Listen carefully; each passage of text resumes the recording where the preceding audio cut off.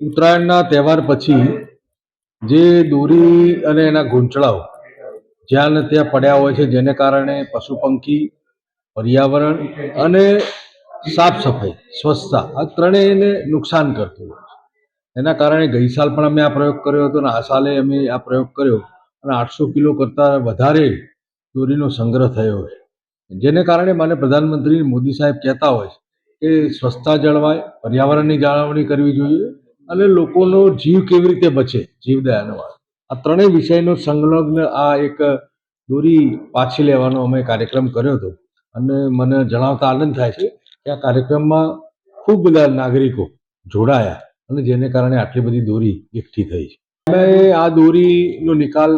કોર્પોરેશનના કમિશનર આદરણીય રવિન્દ્ર ખટાલેજી અને અમારા આજે આ કાર્યક્રમ અમે રાખ્યો તેમાં અમારા જિલ્લા ભારતીય જનતા પાર્ટીના પ્રમુખ ગિરીશભાઈ,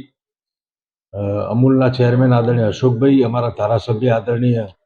મુકેશભાઈ પટેલ સહિતના આગેવાનોની ઉપસ્થિતિમાં આ તમામ દોરીનો જથ્થો અમે કોર્પોરેશનના હવાલે કર્યો છે અને કોર્પોરેશન આના વૈજ્ઞાનિક પદ્ધતિથી આ દોરીનો નિકાલ કરશે.